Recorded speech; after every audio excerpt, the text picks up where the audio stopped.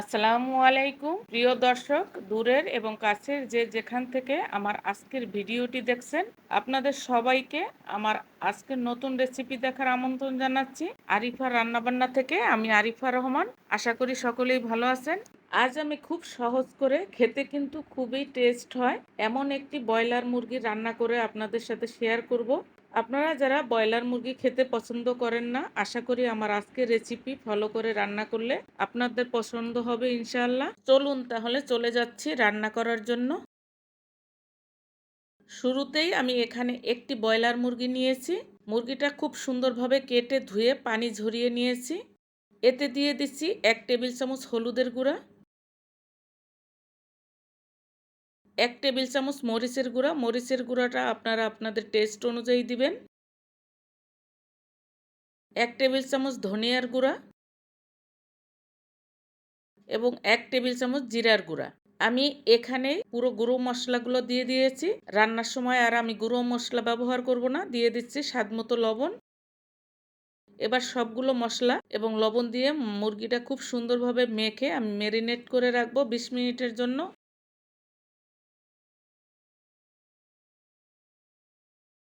আমার মুরগি মাখানো শেষ, আমি রেখে দিচ্ছি 20 মিনিটের জন্য। 20 মিনিট পর চুলায় চলে আসলাম। এখানে আমি দিয়ে দিচ্ছি রান্নার সাদা তেল। চুলার আঁচটা আমি হাইতে রেখেছি। মুরগির মাংসগুলো আমি 2 মিনিট 2 মিনিট মোট 4 মিনিট ভেজে নেব। তেলটা গরম হয়ে গিয়েছে, আমি দিয়ে দিচ্ছি মাংসগুলো। চুলার আঁচটা কমাবেন না, চুলার আঁচ কমিয়ে দিলে মাংস থেকে পানি ছেড়ে দিবে, তাই হাই হিটে মাংসগুলো 4 মিনিট ভেজে নেব। আমার মাংসগুলো এক পাশ ভাজা হয়ে গিয়েছে, আমি ঠিক 2 মিনিট পর আবার উল্টে দিচ্ছি। মাংস খুব বেশি ভাজবেন না, তাহলে মাংসগুলো শক্ত হয়ে যায় আর জুসি ভাবটা থাকে না। আমার মাংসগুলো ভাজা হয়ে গিয়েছে, আমি তেল ছাড়িয়ে তুলে নিচ্ছি। এভাবেই বাকি মাংসগুলোও আমি ভেজে নেব।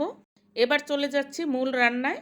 চুলায় আমি একটি প্যান বসিয়ে দিয়ে এতে দিয়ে দিচ্ছি মাংস ভাজা তেল। আমি একটু পরিষ্কার করে নিয়েছি। সাথে আরও 2 টেবিল চামচ তেল অ্যাড করলাম। তেল গরম হয়ে গিয়েছে, এখানে আছে গরম মশলা। দিয়ে দিচ্ছি প্রথমে 2টো তেজপাতা ছিঁড়ে, দিয়ে দিচ্ছি 3 পিস দারুচিনি, 5-7টি এলাচ, কিছু লং এবং কিছু গোলমরিচ। এবার এই মশলাটা খুব সুন্দরভাবে তেলে আমি ভেজে নেব যতক্ষণ না পর্যন্ত একটা ফ্লেভার বের হয়। আমার গরম মশলা ভাজা হয়ে গিয়েছে, আমি দিয়ে দিচ্ছি পেঁয়াজ পেস্ট। এখানে 3 টেবিল চামচ পেঁয়াজের বাটা রয়েছে। পেঁয়াজ বাটাটা খুব সুন্দরভাবে তেলে কষিয়ে নিচ্ছি।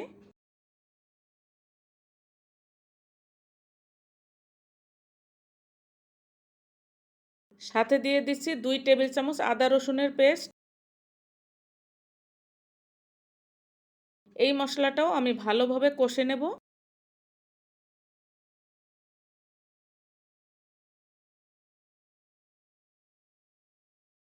হালকা একটু পানি ব্যবহার করব যাতে মশলাটা প্যানে না লেগে যায়।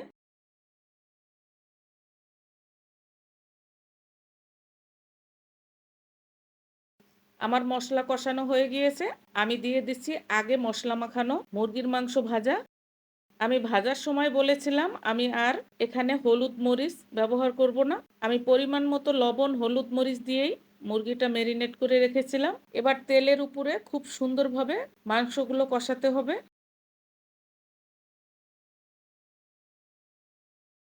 এ পর্যায়ে ঢাকনা দিয়ে আমি অপেক্ষা করব 5 থেকে 7 মিনিট। এবার চলে আসলাম আমি একটি স্পেশাল মশলা বানানোর জন্য। প্রথমেই আমি একটি মিক্সিং জারে দিয়ে দিচ্ছি 1 কাপ পেঁয়াজ বেরেস্তা। এখানে আছে 7-8টি কাজু বাদাম। দিয়ে দিচ্ছি 1 কাপ টক দই। দই আমি পানি সহই দিয়ে দিচ্ছি। এবার ভালোভাবে ব্লেন্ড করে নিচ্ছি। এই মশলাটা ব্যবহারে মাংসর স্বাদ বেড়ে যাবে। আমি একটি বাটিতে মশলাগুলো তুলে নিচ্ছি।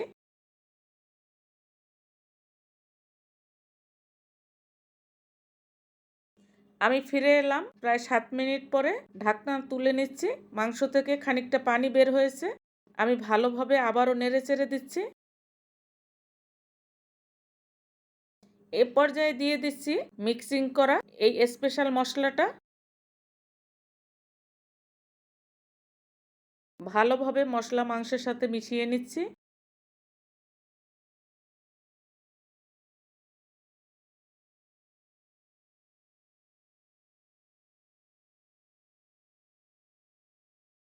এবার আমি পরিমাণ মতো পানি দিয়ে দিচ্ছি গ্রেভি হওয়ার জন্য এবং মাংসটা পুরোপুরি সেদ্ধ করার জন্য। এখানে আমি ২.৫ কাপ পানি ব্যবহার করলাম। এতে আমার গ্রেভিও থাকবে এবং মাংসটা পুরোপুরি সেদ্ধ হয়ে যাবে। এবার ঢাকনা দিয়ে আমি এই রান্নাটা করব প্রায় ৩০ থেকে ৪৫ মিনিট। আপনারা জানেন ব্রয়লার মুরগি খুব তাড়াতাড়ি সেদ্ধ হয়ে যায়। আমি কিন্তু তাড়াতাড়ি রান্না করব না। আমি ধীরে ধীরে মাংসগুলো রান্না করব যাতে মাংস খুব সুন্দর সফট হয়ে যায়। আমি ৩০ মিনিট পরে ঢাকনা তুলে নিলাম। আমার মাংসগুলো খুব সুন্দরভাবে সফট হয়ে গিয়েছে।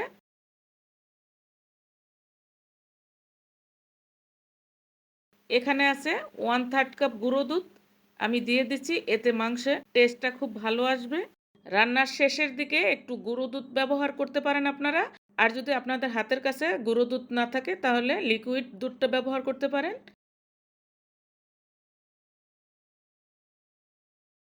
দিয়ে দিচ্ছি ১ টেবিল চামচ গরম মশলার গুঁড়ো। আমার রান্না প্রায় শেষের দিকে। ব্রয়লার মুরগি রান্নার সময় হাই হিটে খুব তাড়াতাড়ি রান্না না করে লো হিটে একটু দেরি করে রান্না করলে রান্নার টেস্টটা খুব ভালো আসে। আমি ঢাকনা দিয়ে চুলা বন্ধ করে দমে রেখে দেব প্রায় ৫ থেকে ১০ মিনিট। এরপর আপনাদেরকে পরিবেশন করে দেখিয়ে দিচ্ছি। দেখেন এটা দেখতে কতটা ইয়ামি হয়েছে। মাশাআল্লাহ খেতেও অনেক ভালো হয়েছে।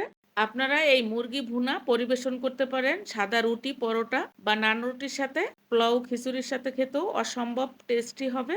আমার আজকের আয়োজন এ পর্যন্তই। আশা করি আপনাদের ভালো লেগেছে। ভালো লাগলে প্লিজ আমার চ্যানেলটি সাবস্ক্রাইব করবেন। আবার দেখা হবে নতুন কোনো আয়োজনে। সে পর্যন্ত সবাই ভালো থাকবেন, সুস্থ থাকবেন, নিরাপদে থাকবেন। আল্লাহ হাফেজ।